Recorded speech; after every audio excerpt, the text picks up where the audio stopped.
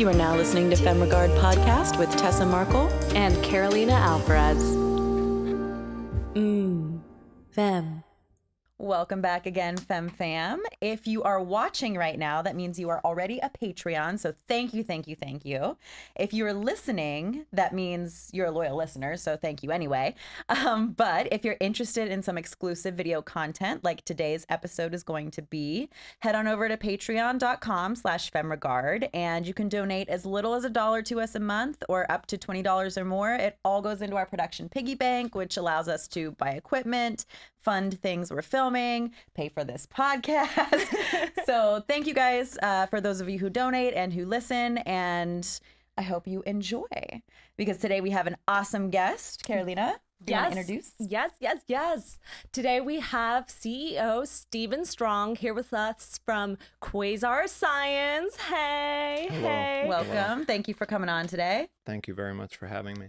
Yeah, we know Quasar Science to be the trailblazers of the most used LED lighting technology, especially for us independent filmmakers. Their lights are known for their color and temperature being on mark and having a really strong light output.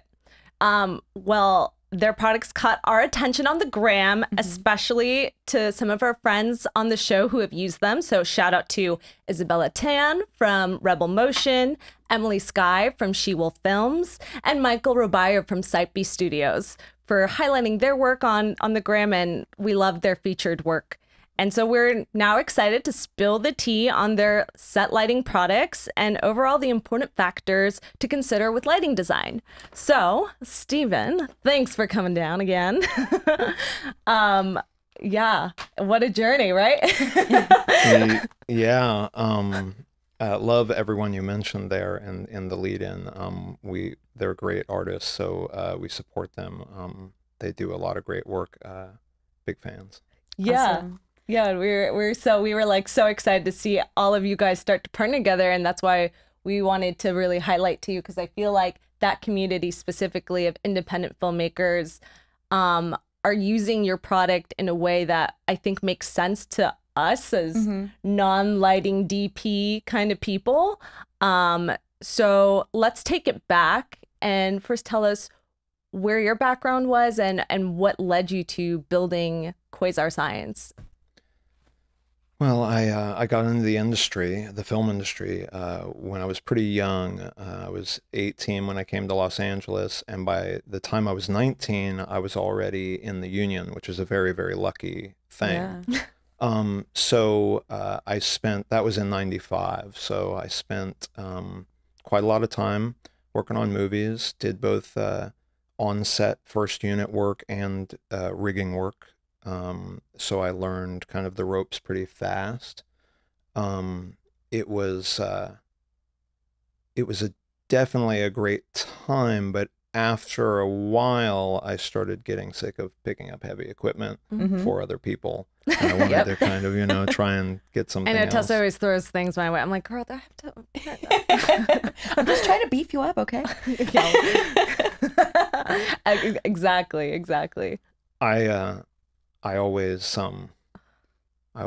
say that, nobody's excited when they open the truck up at 6 a.m. to see all the lights in there and stuff like that. You know what I mean? So the best you can do is to, make something for people that is easy to use and reliable. Because I've been, certainly on the receiving end of the worst troubleshooting you could have on set when everybody's looking at you and stuff like that. But with Quasar, we definitely, I think, wanted to make things that were simple, which reflected kind of our view of just how you should light in the first place. So I had come up in the industry under some really talented DPs that worked a lot, which maybe meant something different than you were, the most coveted DP, but she did movie after movie after movie after movie. So I got a lot of experience fast coming up in the industry, and eventually I started Best Boying, which assistant chief lighting technician, as we now call it in the union. But I started Best Boying actually fairly young, and I found myself kind of getting more and more jobs as department head and stuff like that. So that's what led me to start working with the guys that I eventually started Quasar with, which would be my 4 partners. Oh, cool. And Quasar is still a pretty new company. For you listeners, we were just chatting about this before the episode. So if you want to tell our listeners when you started Quasar and just kind of what you guys have learned from starting, first of all, starting your own business just in the industry at all, and, you know, how you've worked with other filmmakers and just the process of getting started, really. Well, I got into the industry myself to be a filmmaker, and then I kind of just got caught up in being a lighting technician as my career. And the first thing I would say to your listeners is that if you really want to be a filmmaker, don't come to Hollywood. Yeah. But we'll get into that maybe later. But yeah, so I'll just go right to we were on True Blood.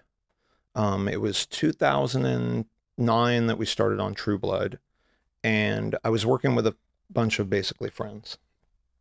And at the time, some other friends of ours had started another company that everyone should check out called Light Gear. And Light Gear was kind of a lighting technician built company. And so we all started thinking, like, maybe we could kind of, you know, do something with this new LED technology that nobody really knew much about at the time. There were only a couple companies doing it back then. So fast forward to around 2012 and actually around 2011, and another friend of ours that had a lighting brand, he brought some incredible LED fixtures over. His company was called MacTech LED, and they had these incredible big fixtures, LED fixtures for like pro studio work. Yeah. But inside of them were these tubular LED lights that were basically like a fluorescent tube. And I remember distinctly pulling one of the tubes out of the fixture and walking over to my partner and going, like, these things are cool, but this by itself, that's a product that, you know, might be something incredible that we could do something with. And funny enough, that wasn't even really the inception of us being a tube company. Our customers did that for us. Okay. Oh, but interesting. We were looking for, you know, what would be useful. We wanted to solve workflow issues. There's no reason to make something that is already out there, right? So Right. We realized that LED light bulbs were coming on really fast, and you were having companies like countries like Australia outlawing incandescent bulbs and stuff like that. So we were on True Blood in the beginning, like, you know, 2008, 2009, and we would use these very high output specialty light bulbs that, like, 500 watts, you would never use at home, of course, but beginning of the show, you'd order 100 and you could get them easy. By 2012, they were trying to find them all over the place because they just didn't make them anymore. Oh, wow. So I started thinking, well, that's the thing to do, is make LED light bulbs. At the time, LED light bulbs in like Home Depot and stuff in hardware stores, they flickered on camera. They had terrible color. All LED, even LEDs in the film industry at that point still had terrible color. You had directors of photography saying, I will never use LEDs on set. That was said so many times in that era when LED color was just, it made people's skin tones look horrible and so forth and so on. So Gotcha. in the long run, we decided that's where to go. And the fluorescent tube kind of replacement was part of that vision, right? So we would make light bulbs, and we would also make the like retrofit fluorescent tubes. There was another company in the industry, you may have heard of Kino Flow. They make fluorescent fixtures, and now they're 100% LED now, and they make great lights as well. But they weren't really going to move forward with doing LED tubes, and we thought we can retrofit all those old fixtures. You know what I mean? Kino's been around for a long time, so there's tens of thousands of Kino fixtures in the market. So that was kind of the inception of the concept. We hadn't come up with the name. We hadn't come up with the logo. None of that was even close yet. So then we started seeking out LED manufacturers, and kind of everything went from there. We released our first line of products at the end of 2014. And that was that, really. Definitely, I will say again that a lot of it was about not wanting to, the film industry is obviously, as we all know, a lot of hours and a lot of heavy lifting, whether it's psychologically or physically. And so, yeah, we definitely wanted to. And so we started a company, which I don't think was the way to get out of the psychological warfare part of being in the film industry. But, yeah. Yeah, that's awesome. I think that's so, it's great for people who, are starting out, don't have a huge budget, so they don't have a big crew. So, maybe they have someone who knows what they're doing with lighting, but it's one person, and they don't have anyone to help them carry any of that. Like the efficiency of, products that are smaller, are lightweight, are more efficient and affordable. Like that's all so important to people like us, Oh, absolutely. Yeah. I think for our listeners who haven't seen your product yet and will after this episode, that's what really drew my attention, was that they were just these simple linear lights that I felt really could lend to a filmmaker's imagination on how you play with it, the versatility, and the user friendliness to it, to where you can, Tessa and I and a couple, like a smaller crew, especially. We don't have to get into it too much, but COVID times too, like you need lightweight, easy accessibility, because our crews now are limited as well. So I think that's going to be really awesome for people to think about when planning their sets. I think on that note, it's definitely, this is a good topic for me, because there's a little misconception about our tubes, kind of, so back to that story about your customers kind of telling you what kind of company you're going to be. We were thinking that the tubes were still light bulbs for fixtures, if that makes sense. And then people started just using the tubes as singular lighting fixtures. And then we were suddenly like, wait a minute. And that's when the tubes really took off in sales. And then that's where we were like, okay, I guess we're the tube company now, because this is what's going on. So we started to really work on, kind of perfecting that linear LED light. Well, for us, it was still an off-camera light. Everything about everything about what we ever wanted to do was off-camera. It was a slim light you could get in the corner. It was a slim light that you could get up in the ceilings. In any kind of low-profile situation, a small hallway, you can't often fit some of the bigger lighting fixtures that you might need.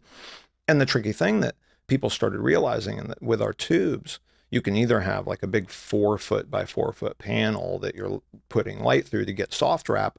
But if your light is actually just 4 foot wide, it will look as though it is that big 4x4 panel. So there's a lighting effect that you get, which, let's say you're a filmmaker that comes in your Prius to work.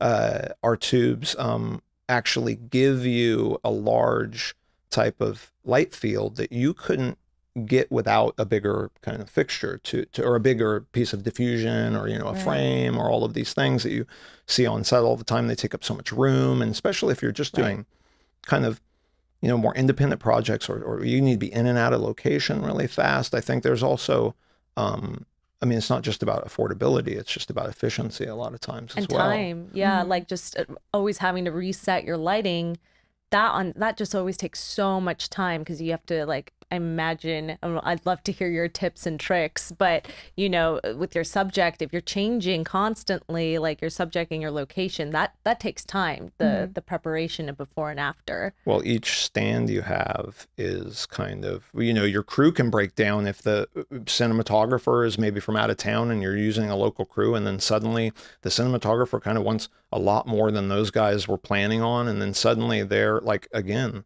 the more stands, the more actions it takes to turn around or to do any kind of change. So I think it's important for us to start kind of learning how to light without all of the gack, especially if you're an up and coming filmmaker. I tell you what, if you're out there, it's one thing to kind of think old school where you're going to demand the image for yourself, and you are going to tell the producers, no, we are going to have these lights, or we're going to take this time to do this. But probably until you're working on Avengers 19, you probably won't really be able to pull that kind of power. So you have to become efficient at getting the look that you know you want, and get it fast, get in and out. And then the producers are going to love you. They're going to be like, oh my God, these guys are like, it looks great. And it was, you know, lickety split, they were done. And so I think time and efficiency is now becoming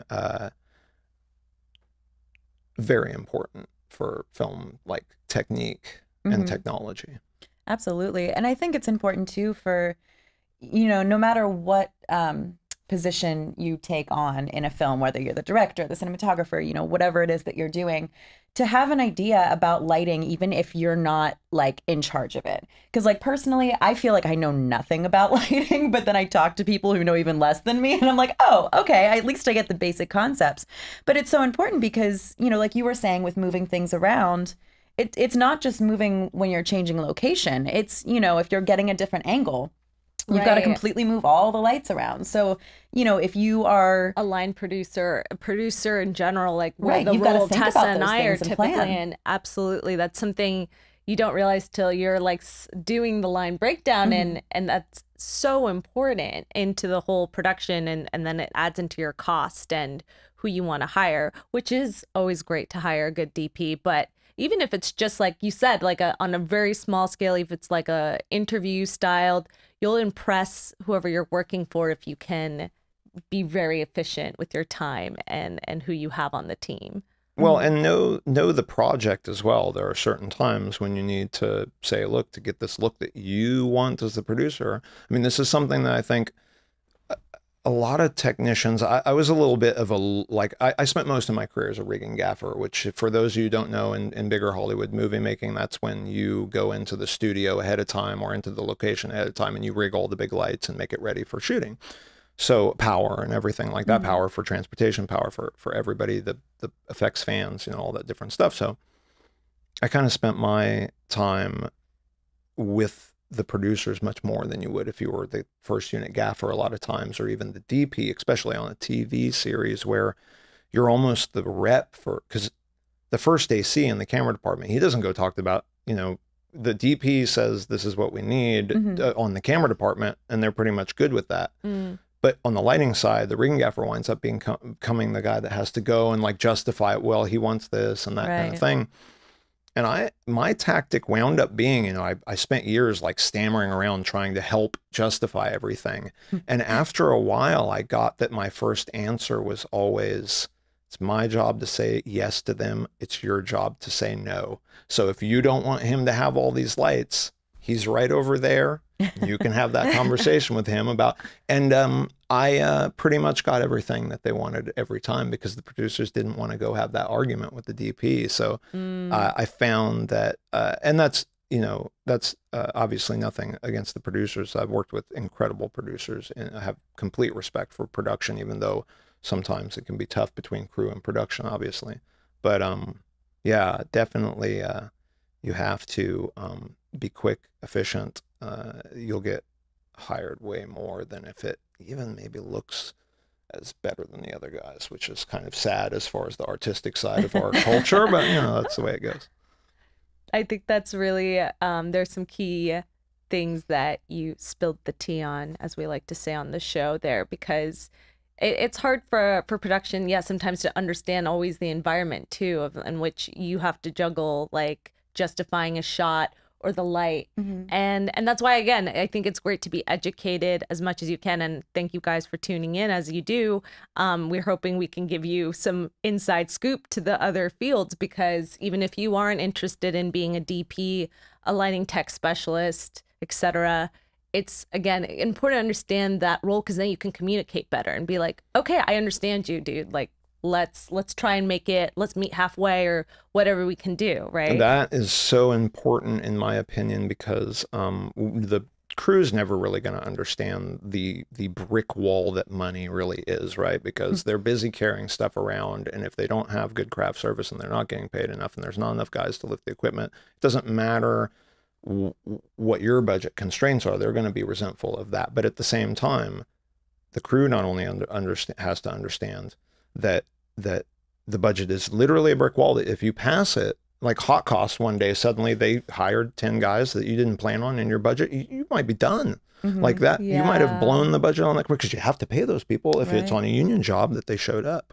So I think that the communication between, if a producer understands the process that it takes to do the job for the crew, then it's not adversarial. You can go to them and say, hey, I totally understand why you need to do that, but hey, can we figure out a way not to, because we don't really have the money. You know, you have to, it's not about negotiating. You're the boss. If you're the producer, you can get what you want. Absolutely. But you have to understand, like, they're only trying to achieve this kind of ethereal, vague thing that is in the vision of the director and the DP. That if it, you know, and so you head down that road of trying to fill that vision. So I think absolutely it's great when producers have a kind of a better notion about what's involved in it. You should know when the rigging gaffer needs 10 guys, it's not about that he's just trying to have too much labor, at least not most of the time. It's because he's been asked to do something that is quite challenging. And so it's really great. And so half of the time I feel like experimental, sorry to barge in there, but I do feel like, especially on the smaller projects, we're all kind of experimenting in this, in the environment that you're put in. It's great, in my opinion. I think in COVID times, they're talking a lot about shooting more in studios and stuff because of the control of the environment, which I think is great. And people aren't going to want you in their houses and things like that. But as far as filmmaking is concerned, I think location shooting it makes the process a lot funner, and it gives it, honestly, that kind of commando special forces feeling that you like to. I mean, I was joking with a friend last night. One of the best things, because I've been at Quasar now for like 7 years, and it feels like one long show. But one of the best things about being on a movie for like 3 months, 6 months was that, because the hours were long, you might be shooting nights, you know, it's grueling, but you're into it. Because it's this mission that you have, like, you know, going to battle, and you have this kind of goal. And once the mission is done, you can breathe, you can relax, you can take a month off, you know, and all of this kind of stuff. So I think that that's the important part about filming. And I think shooting on location really gives it that feeling of like, look, we didn't get into filmmaking because we wanted life to be easy. We could have, you know what I mean? So I think that it's got to be challenging, or else why is it even interesting to us? I'm not sure, at least as artistic people, you know? Yeah, and that's where some of the most magic happens too, when you just have to, like, we talk about this all the time in our show, when you just have to work with whatever you got, and then you might come up with something better because of an inspired moment. But that all, again, ties back to knowing how to talk to your crew and being, again, communicative to the other, like, departments. And then you can all achieve that. Well, it's a collaborative process, right? You need other people to help you, then you got to be cool. I mean, that's really like how, you know what I mean? That's whether they're helping you move to your new house or whether they're helping you make a movie. You know, it's like, you know, you got it. And sometimes it's funny. I mean, you know, for spending so much time in the big Hollywood kind of scene doing larger movies, you do start to get this weird form of kind of careerness to it. It starts to really become more about like, okay, I'm a lighting technician. I could probably work on any show right now. So you have to start treating me better in order to like keep me here, or else I'm just probably going to go work with those other guys. And an interesting story that I like to tell that is not 100% accurate. So this is fake news. IATSE was mostly put together because studios couldn't keep their employees day to day. One other studio would be shooting and they would need guys, and they would go poach the other guys by paying them more. And so creating a union really started to establish like, look, you have to stay and you have to come back tomorrow because, you know, we need you and we're in the middle of a project, which is totally, I think, a justifiable, you know, way. So labor and the producers actually were more involved cooperatively in creating IATSE as a union than it being like a labor only kind of. Most unions are created from the labor side mostly. And so IATSE is a lot more of a collaborative kind of union than any other union, I think, because of that kind of reason. It ensures that artists who can't do the technical side, they can get the job done, and that their crew can't walk out on them and things like that. So I think it's, ethically, that feels good to have that as that was, of course, Yeah. back in the back in the day, quite a long time ago. There's a ton, if it, not to bore the listeners, but definitely the creation of the stage unions in the country is a very interesting story, especially right now when we're having this kind of like upheaval of old politics in the country, both, socialism and stuff. So I think that looking up the creation of the stage unions is very good history if you're a filmmaker, because they were battling with like Thomas Edison and stuff, because he wanted to have control of it because it was his electricity and all of that kind of stuff. And there were actual like street gang fights between the unions in New York and stuff, where the stage, and so IATSE kind of came out of this like tumultuous, like trying to get control of this wild industry that was theater and the burgeoning film market, of course, at the time. It's a cool, look into it. It's really cool. Yeah, we might have to do a little special episode. I know, because I want to learn about it now too. Cool. So cool. I love that. Yeah. Well, let's reel it back for us wonderful lighting experts, which is not me and Tessa.